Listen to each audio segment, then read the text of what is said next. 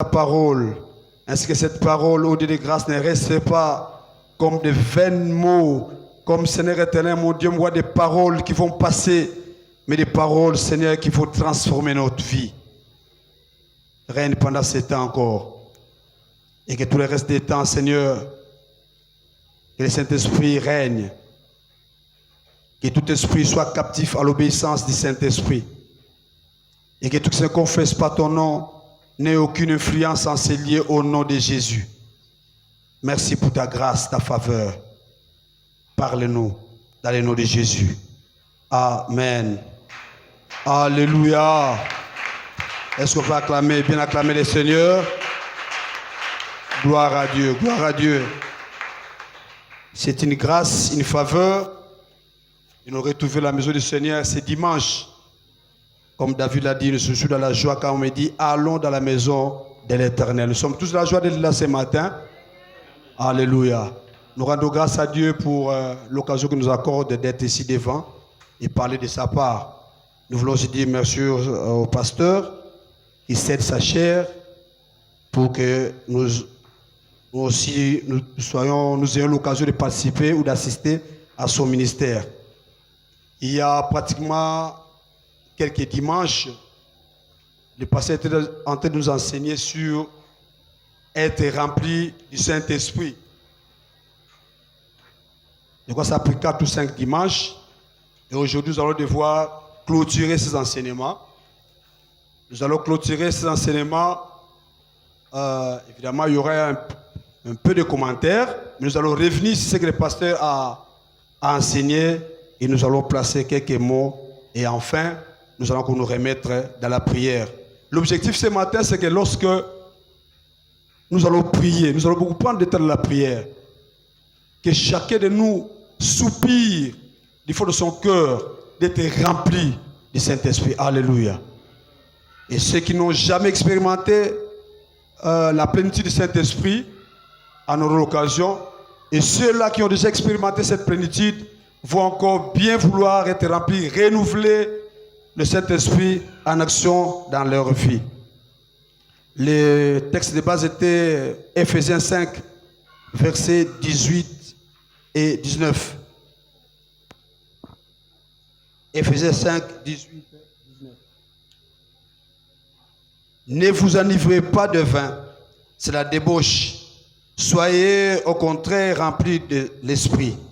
Entretenez-vous par des psaumes, par des hymnes et par des cantiques spirituels, chantant et célébrant de tout votre cœur les louanges du Seigneur. Amen. Lors des enseignements, il a été dit qu'il est important et même obligatoire que tout croyant soit rempli du Saint-Esprit. La plénitude du Saint-Esprit, c'est une expérience individuelle et aussi communautaire. Autour de ce passage de base de Ephésiens 5, 18 à 19 qu'on vient de lire, il s'est posé 4 questions. La première, que veut dire être rempli du Saint-Esprit? Une autre question qui s'est posée, pourquoi doit-on être rempli du Saint-Esprit? Troisième question, comment être rempli du Saint-Esprit? Et enfin, qu'arrive-t-il lorsque on est rempli du Saint-Esprit?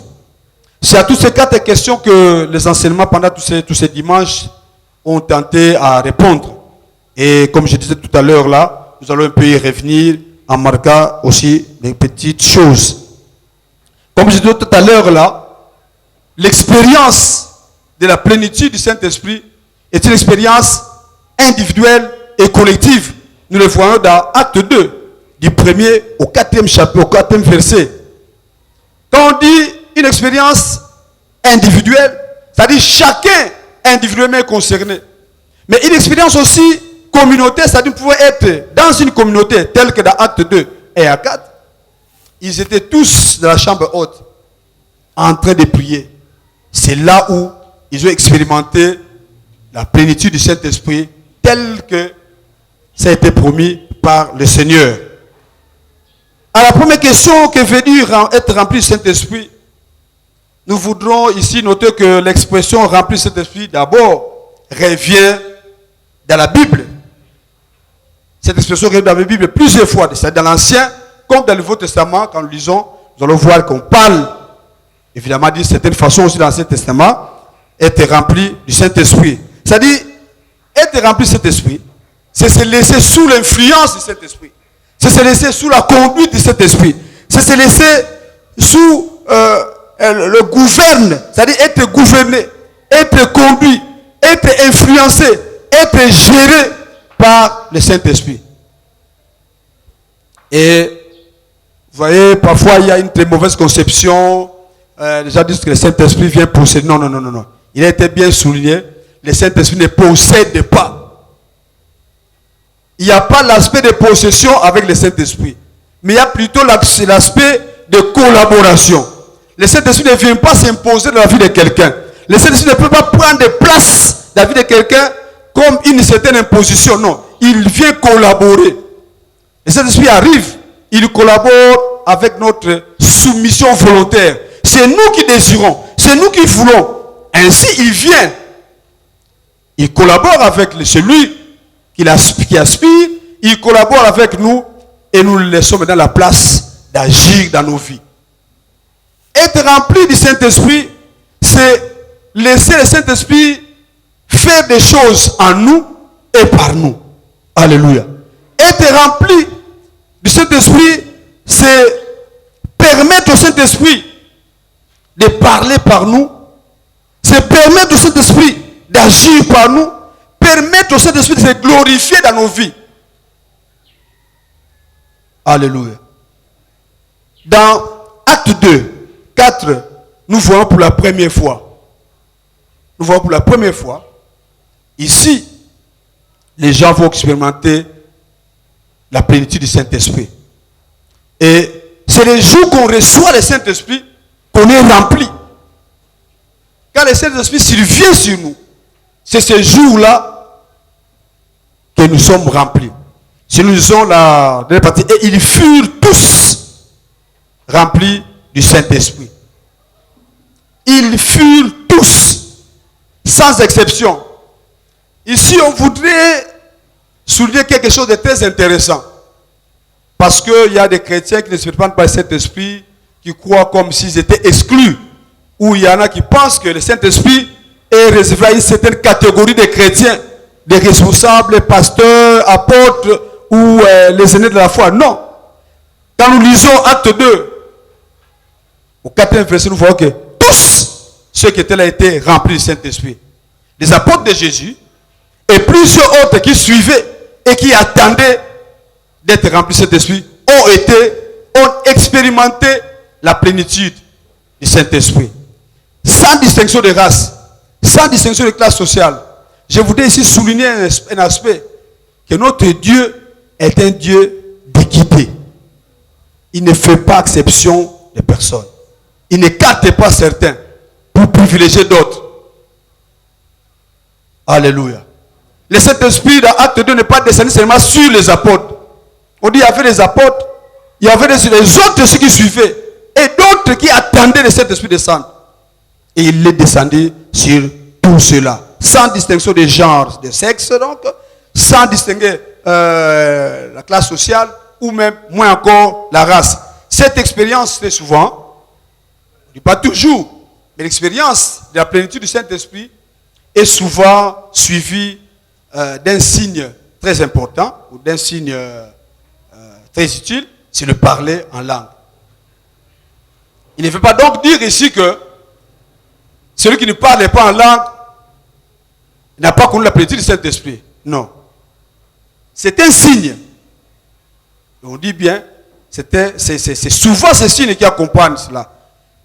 Acte 2, 4, là il continue, et se mirent à parler en d'autres langues selon que l'Esprit leur donnait de s'exprimer. C'est l'Esprit qui donne ces langues. Le parler en langue n'est pas une fabrication humaine. Le parler en langue n'est pas une invention quelconque. Le parler en langue ne s'apprend pas. Vous savez, il y a bon, appelez ça une religion. Hein, je ne sais pas, appelez ça une religion. Il y a une région quelque part où on apprend à parler en langue. Ils vont pendant des séances. Je ne vais pas la citer ici. Ils vont pendant des séances. Ils entrent. On dit là, les. Et ils apprécient. Celui qui enseigne sait parler, apprécie. Pour dire qu'au moins maintenant, tu parles en langue. Non. Ce n'est pas biblique. Cet aspect n'est pas biblique. C'est clair dans la Bible. Ceux qui étaient dans la chambre haute dans Acte 2 n'ont pas reçu des enseignements, n'ont pas reçu, je ne sais pas, une certaine formation pour parler en langue. C'est pourquoi nous disons que le parler en langue n'est pas une fabrication humaine. Le parler en langue vient de Dieu. Tel qu'il est écrit ici, c'est l'Esprit qui donne à chacun comment s'exprimer. Alléluia. Nous devons donc être constamment remplis du Saint-Esprit. C'est pourquoi tout à l'heure, là, je disais, même celui qui a expérimenté la plénitude du Saint-Esprit, chaque jour, il a besoin d'être rempli du Saint-Esprit. Alléluia. C'est une expérience constante. C'est une expérience à souhaiter chaque jour. Nous devons constamment être remplis de cet esprit. C'est-à-dire nous renouveler. Nous qui parlons déjà en langue, nous qui avons déjà été remplis du Saint-Esprit, nous avons déjà expérimenté la plénitude du Saint-Esprit. Nous renouveler, revenir boire et boire encore. Parce que, évidemment, il y a des moments de sécheresse qui arrivent dans la vie. Il y a des moments de sécheresse qui arrivent dans la vie. Ça peut être des aspects sociaux. Pas absolument le péché, mais la vie, le chômage, la santé. Certaines fois on est fatigué, on travaille trop. On sèche un peu. On sèche un peu. C'est-à-dire des situations peuvent nous arriver qui peuvent faire que nous séchions. Qui peuvent faire que ça faiblisse un peu. Voilà pourquoi il est important qu'on ne reste pas à ce niveau de dire que moi je suis déjà baptisé de Saint-Esprit, j'ai laissé expérimenter la plénitude du Saint-Esprit, je suis rempli de Saint-Esprit et c'est fini pour moi. Non. Non. On n'est pas rempli pour toujours et on s'arrête là, non. C'est important que nous renouvelions cette expérience. Même si nous sommes chrétiens il y a de nombreuses années, mais cette expérience exige aussi d'être renouvelée. Même le parler en langue. Parce que le parler en langue aussi doit progresser. Le parler en langue ne doit pas rester les mêmes comme un bébé. Ce qui différencie un bébé de quelqu'un qui est chrétien à longtemps, qui a expérimenté la plénitude de Saint-Esprit à longtemps. C'est nous voyons la personne progresser. Même dans les dons spirituels, dans l'exercice des dons spirituels, il nous faut progresser. On est resté au même niveau. Alors, vous voyez ici que le Saint-Esprit, la plénitude du Saint-Esprit est très, très, très important. Très, très, très importante. Et toute personne, quand même le Saint-Esprit, étant donné qu'on a reçu Jésus-Christ comme Seigneur et Sauveur, nous avons cette possibilité. Toute personne qui a reçu Jésus-Christ comme Seigneur et Sauveur a cette possibilité d'être remplie dans le Saint-Esprit et parler en langue. Quant à la question pourquoi doit-on être rempli, nous voyons ici que c'est une recommandation. Le Seigneur dit soyez remplis du Saint-Esprit. D'abord c'est une recommandation et c'est une nécessité. C'est une nécessité pour notre vie chrétienne. Il n'y a pas de vie chrétienne sans le Saint-Esprit. Tout ce que nous devons faire dans la vie chrétienne, ce n'est pas par notre force. Ce n'est pas parce que nous sommes ce que nous sommes. Ce n'est pas parce qu'on est pasteur. Ce n'est pas parce qu'on est apôtre. Ce n'est pas parce qu'on est responsable. Ce n'est pas parce qu'on est ouvrier. Ce n'est pas parce qu'on est converti il y a beaucoup d'années. Non. Non. Notre vie chrétienne n'est possible que par le Saint-Esprit. C'est pourquoi il est nécessaire que tout chrétien expérimente cette plénitude. C'est le Saint-Esprit qui produit en nous le caractère de Christ. Le caractère de Christ qui est le fruit de l'Esprit. Galates 5, 22. Sans le Saint-Esprit, personne ne peut en lui exprimer ce caractère de Christ, le fruit d'esprit. C'est ainsi. Celui qui est rempli de cet esprit va développer l'amour, la paix, la douceur. C'est de tous ces différents aspects, ces 9 différents aspects du fruit de l'esprit. La vie chrétienne, la marche chrétienne ne peut être heureuse, ne peut être satisfaisante, ne peut être victorieuse que par le Saint-Esprit. Il est donc impossible d'être chrétien. Il est donc impossible de mener une vie chrétienne. Impossible et totalement impossible de réussir dans sa vie chrétienne si on n'a pas expérimenté la plénitude du Saint-Esprit. C'est donc nécessaire. Et comme on disait tout à l'heure, une recommandation divine qui rend cette nécessité une obligation pour tout chrétien. Alléluia. Et vous savez, même dans les services, on ne travaille pas avec notre propre force.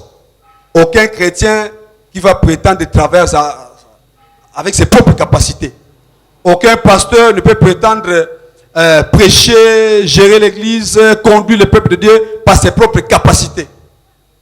C'est le Saint-Esprit qui donne ses capacités. Pour travailler au service efficacement le Seigneur, les apôtres d'abord devaient attendre la promesse réalisée. Acte 1:4. Il leur recommanda de ne pas s'éloigner de Jérusalem, mais d'attendre ce que le Père avait promis. Ce que je vous ai annoncé, leur dit-il. C'est Jésus qui leur parle. Les apôtres étaient avec le Seigneur pendant des années. Il veut tout simplement leur dire, ok, allez-y. Mais il les a dit de ne pas s'éloigner, d'attendre à Jérusalem, d'abord de recevoir ce que le Père avait promis. Il les avait annoncés. Donc même les apôtres, ils en avaient besoin. Puis au verset 8, il dit, mais vous recevez une puissance.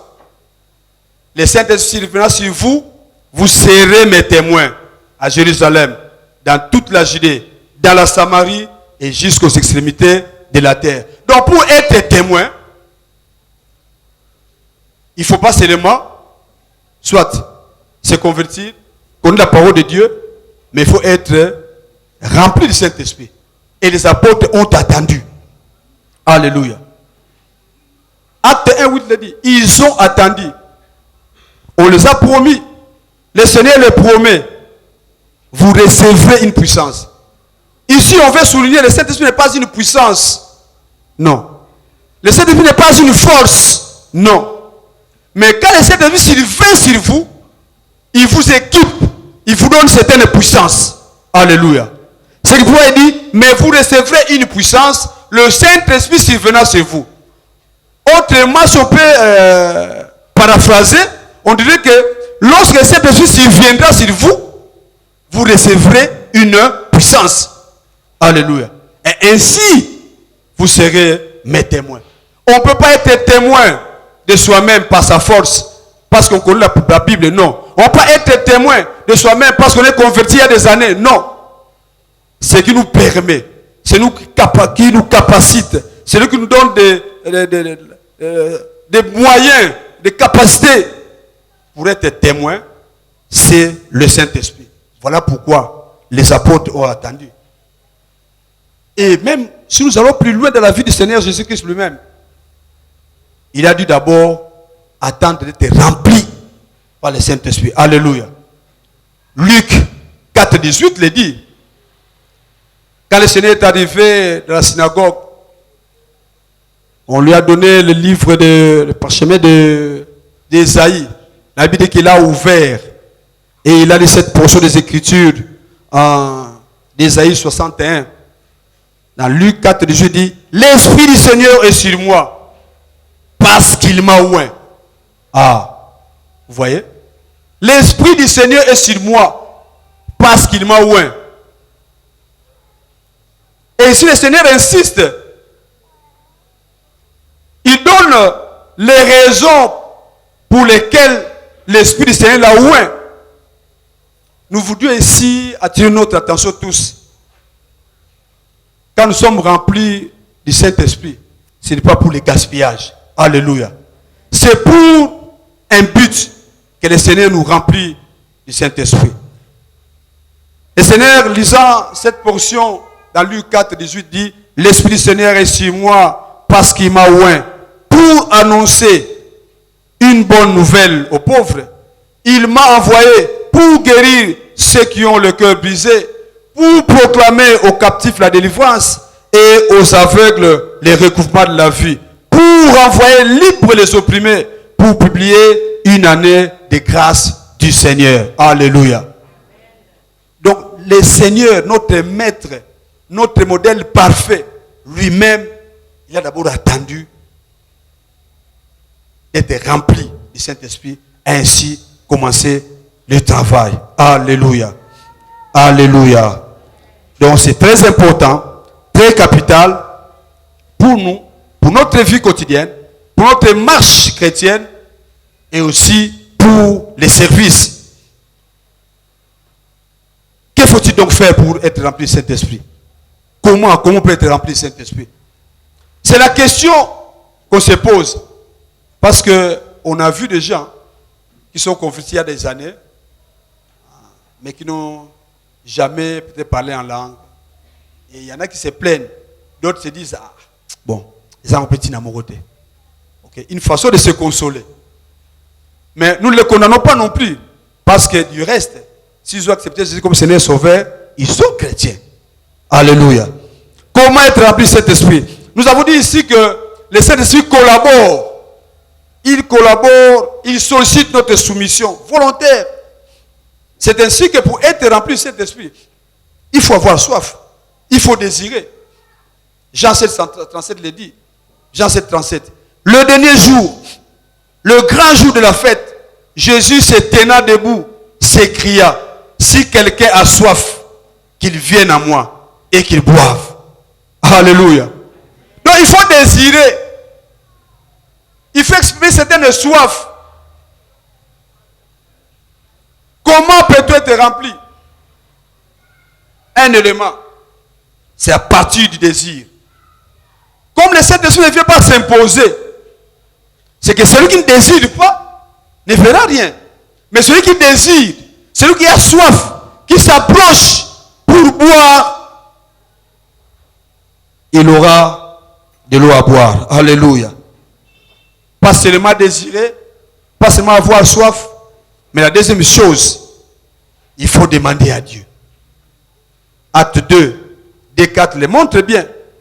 Ils ont eu un profond désir d'être remplis du Saint-Esprit.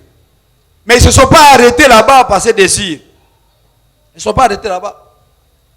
La Bible dit qu'ils s'étaient retirés. Ils ont prié. Ils ont prié. Acte 2. Ils ont prié pour demander le Saint-Esprit. Et nous voyons l'exaucement dans Acte 4, 31. Et quand ils eurent prié, le lieu où ils étaient assemblés trembla. Et ils furent tous remplis du Saint-Esprit. Et ils annoncèrent la parole de Dieu avec hardiesse. Alléluia. Remplis du Saint-Esprit. Ils se sont mis à prière. Et ils furent tous remplis du Saint-Esprit. Après cela, ils ont commencé à annoncer la parole de Dieu. Pas de façon légère, pas de façon hésitante, pas de façon douteuse. Mais la Bible dit qu'avec hardiesse, avec assurance. Alléluia. Quand le Saint-Esprit imprime déjà sa marque en toi, quand le Saint-Esprit prend déjà position en toi, quand le Saint-Esprit te conduit, les choses seront autrement. Parce qu'il y a cette influence. Donc pour être rempli de cet esprit, il faut se disposer. Sa disposition se fait voir par le fait qu'on ait soif, qu'on exprime sa soif, qu'on exprime les désirs. Et au-delà du désir, on sollicite, on demande, et on demande dans la prière. On ne demande pas assis quelque part. On ne demande pas debout quelque part, bras croisés. On ne demande pas quelque part. Non, on demande dans la prière. Et on attend dans la prière. Alléluia. Dans la chambre haute, acte 2, quand le Saint-Esprit est descendu, il est venu les trouver tous en prière. Du reste, le Seigneur même avait déjà dit qu'il ne se déplace pas, qu'il reste là en train d'attendre. Et on attend dans la prière. Qu'arrive-t-il donc? Qu'arrive-t-il donc à celui qui expérimente la plénitude du Saint-Esprit? Quand nous parcourons la Bible, plusieurs passages du Nouveau Testament affirment que quelque chose se passe dans la vie d'une personne qui est remplie de Saint-Esprit. C'est-à-dire que celui qui est rempli du Saint-Esprit n'est plus la même personne. Pas par son visage, pas par sa taille, pas par ce qu'il est, non. Et n'est plus la même personne sur le plan spirituel. Elle n'est plus la même personne sur sa façon de faire les choses. Elle n'est plus la même personne sur sa façon de se conduire. Alléluia. Une personne qui a expérimenté la plénitude du Saint-Esprit n'est plus la même. Tous les aspects de sa vie sont influencés. Tous les aspects de sa vie. Même sa façon de servir le Seigneur. Parce qu'au fait, le Saint-Esprit, la plénitude du Saint-Esprit, elle nous aide pas seulement dans notre marche chrétienne, même dans notre vie de chaque jour, même dans notre vie séculière, même dans notre travail, même dans nos études, dans tout ce que nous faisons. Il y a cette influence. Alléluia. Alléluia. Vous voyez, si nous lisons Matthieu 26, du 69e au 75e verset, Jésus-Christ s'est arrêté. On arrête le Seigneur et nous voyons Pierre régner le Seigneur du verset 69 au 72. Matthieu 26, 69 au 72.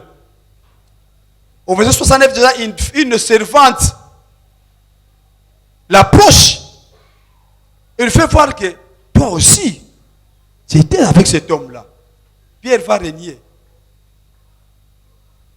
Ça ne s'arrête pas là. Une deuxième servante, une femme, arrive encore pour lui faire voir que, qui a constaté que toi, tu étais avec celui qui a arrêté. Pierre va encore régner. Et entre verset 70 et 74, d'autres personnes se sont aussi approchées de Pierre, qui était là parce que c'était il y avait la foule. Pierre régnie pour la troisième fois. Quelle est la leçon ici? Nous avons dit ici que même dans les services, même dans certaines décisions à prendre, nous avons besoin du Saint-Esprit. Si nous reculons un peu, avec le Seigneur, ils sont arrêtés toujours en Matthieu 26. Ils étaient en train de parler avec le Seigneur. Le Seigneur parlait un peu, voulait voir que cette nuit, tout ça, je serai comme un pierre d'achoppement pour vous parce que c'est... Pierre dit non. Moi, je serai avec toi. Il dit, il va même plus loin pour dire que je mourrai avec toi. Le maître dit, non. Ce soir même, le coq n'aura pas chanté 3 fois, tu vas me régner. Pierre dit non.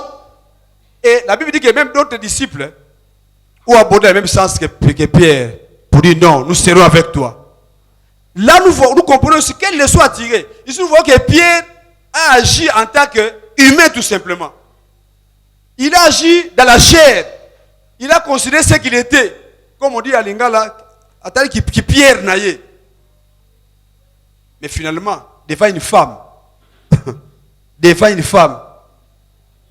il a régné le Seigneur. Parce que sa confirmation de dire qu'il mourrait même avec le Seigneur n'était pas influencée par le Saint-Esprit.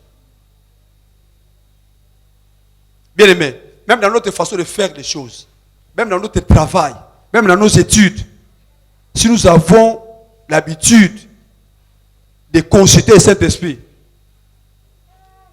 nous serions mieux orientés et peut-être nous n'aurons pas connu certains échecs. Alléluia. Peut-être nous n'aurons pas connu certains échecs. Mais très souvent, nous regardons notre intelligence. Nous regardons nos capacités. Nous regardons ce que nous sommes. Et nous disons, je me lance là-bas. Or, si on consultait le Saint-Esprit, il va me dire, oui, vous avez telle capacité, mais vous ne faites pas ça, faites ça. et vous réussirez là-bas. Alléluia. Alléluia. Très important. Ça veut dire ici que quelqu'un qui est rempli de Saint-Esprit, tous les aspects de sa vie sont impactés. De telle manière qu'il se laisse complètement influencer, complètement conduit par le Saint-Esprit. Ne regarde pas d'abord ses capacités et ses possibilités, ou même ses connaissances, son intelligence.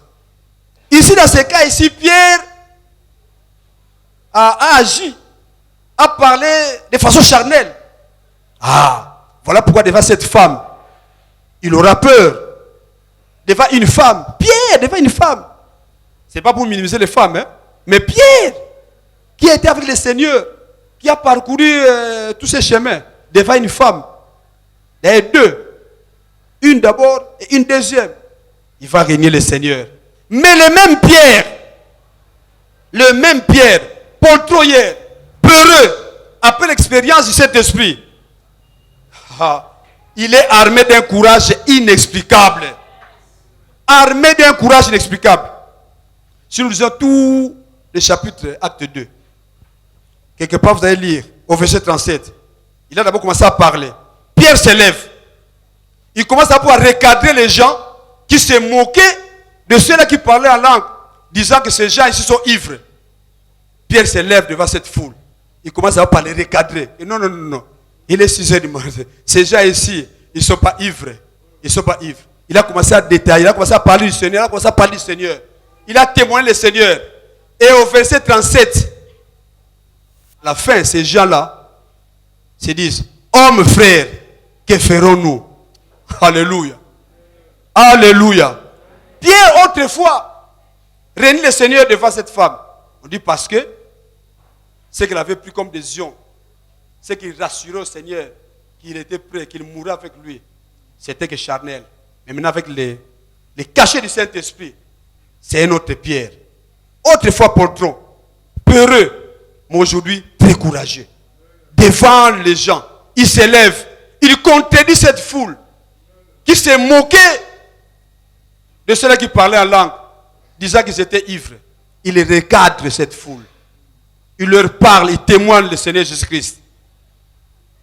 Au verset 67, eux-mêmes sont touchés. Alléluia. Ils sont touchés. Ce n'est pas Pierre qui s'est dit, répentez-vous. Non, il s'est dit, hommes, frères, que ferons-nous? Et au verset 38, Pierre leur dit, répentez-vous et que chacun de vous soit baptisé au nom de Jésus pour le pardon de vos péchés et vous recevrez le don du Saint-Esprit. Avant ça, il ne pouvait pas faire ça. Avant ça, il ne pouvait pas. Au verset 41, ceux qui acceptèrent la parole furent baptisés et en ce jour-là, le nombre de disciples s'augmenta d'environ 3000 âmes. En un jour. En un jour. Quel exploit. Quel exploit. Ici, ce n'est plus Pierre qu'on a connu avant. Ici, ce n'est plus les pierres charnelles. Ce n'est plus le Pierre qui compte sur lui-même, qui dit les mots qui viennent de sa bouche comme il veut. Mais c'est le Pierre rempli du Saint-Esprit, qui parle sous l'influence du Saint-Esprit. Alléluia. N'est-ce pas que la Bible dit que c'est sous l'influence du Saint-Esprit que les hommes ont parlé de sa part. Pierre a parlé. Même ces gens-là qui étaient comme un peu opposants, ils se sont finalement soumis. Frères, sœurs, il y a même des situations qui peuvent s'élever en opposition.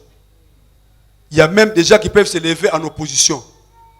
Mais lorsque vous parlez avec l'influence de cet esprit, lorsque vous parlez sous l'impulsion de cet esprit, cette opposition deviendra soumission.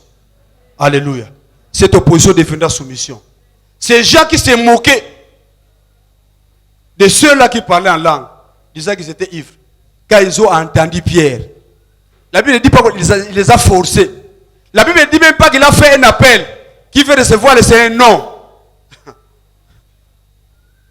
Mais il a parlé.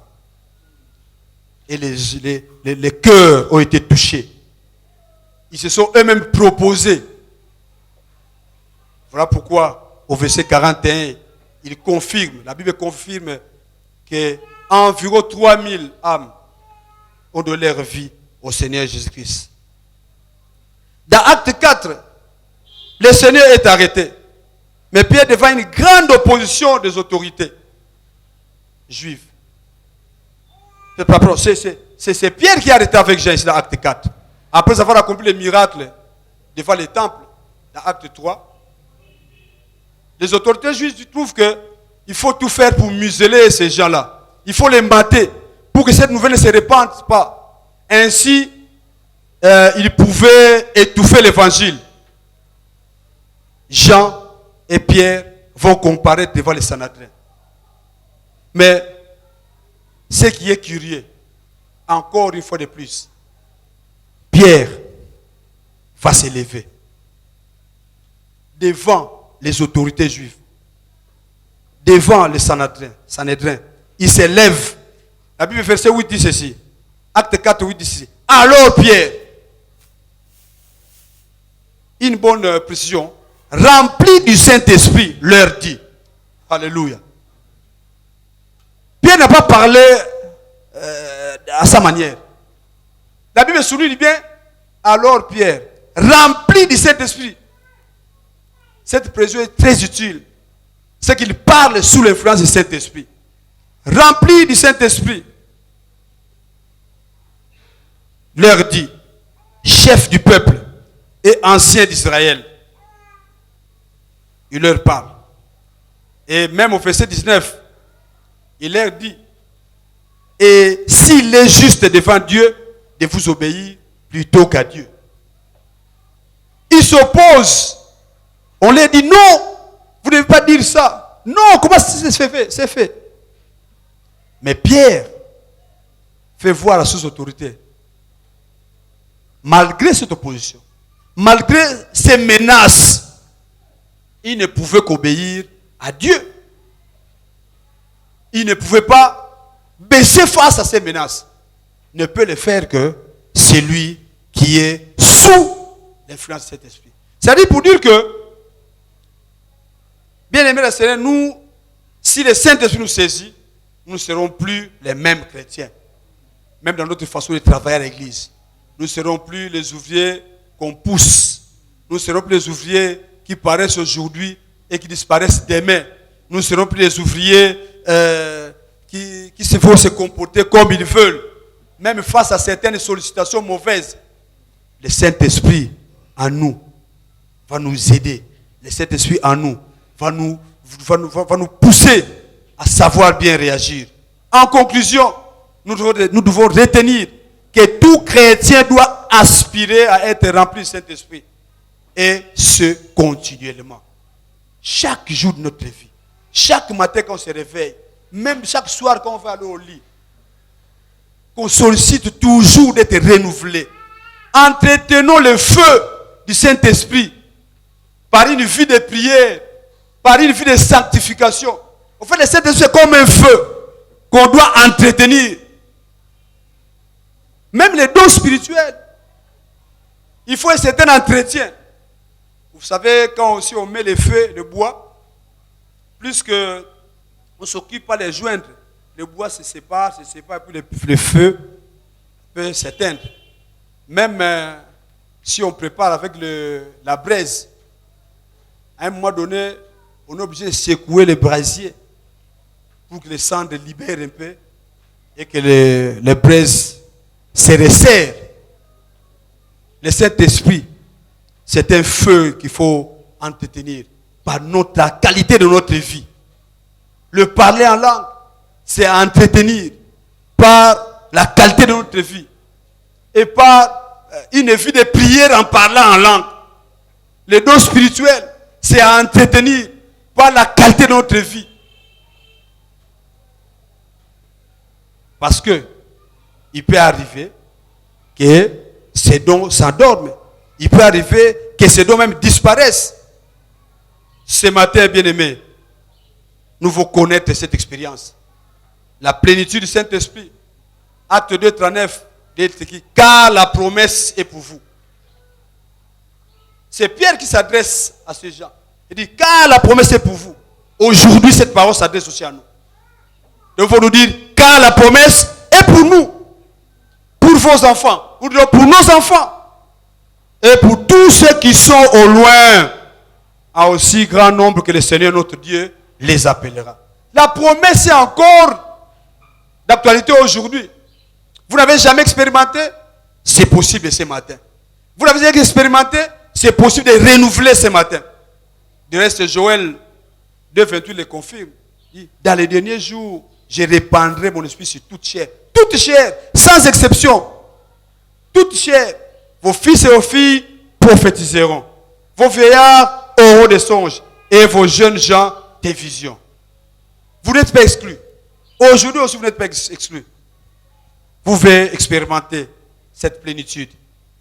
Même dans notre vie séculière, dans nos études, dans notre travail, dans nos projets, dans tout ce qu'on veut faire.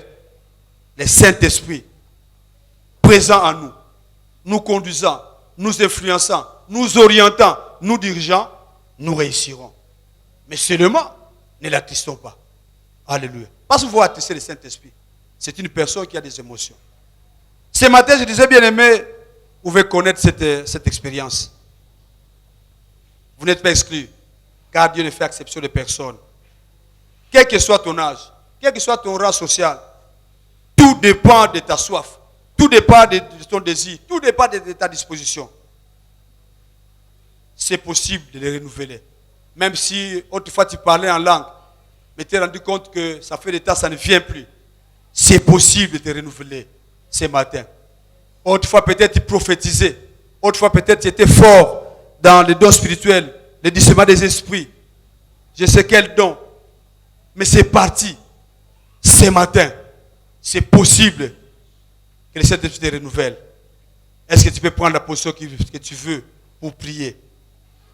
Prends la position qui te semble bonne, meilleure, et nous allons prier. Chacun dans son cas. Il y en a qui veulent expérimenter pour la première fois la plénitude du Saint-Esprit. Il y en a qui en ont déjà expérimenté. Ils veulent renouveler. Ils veulent venir encore, boire et boire encore la source. Il y a quelqu'un qui peut se dire, j'ai prophétisé. Il y a quelqu'un qui peut dire, j'ai parlé en langue il y a des années, mais maintenant je ne vois plus rien. Ah, le Seigneur ne t'a pas rejeté. C'est encore possible ce matin. Tu peux parler en langue, tu peux te renouveler. Si tu peux te mettre debout, mets-toi debout. Si tu veux que tu vas rester à genoux, prends la position qu'il faut. L'essentiel, c'est que tu sois connecté, que tu pries. Alléluia. Alléluia. Molimombo Santo Kita. Dieu, cet esprit de descendre. Dieu, cet esprit de descendre et de t'impacter. De te remplir. Alléluia. De te renouveler, toi qui as besoin de te renouveler. Alléluia. Alléluia. Tu le désires, c'est un désir profond. Alléluia.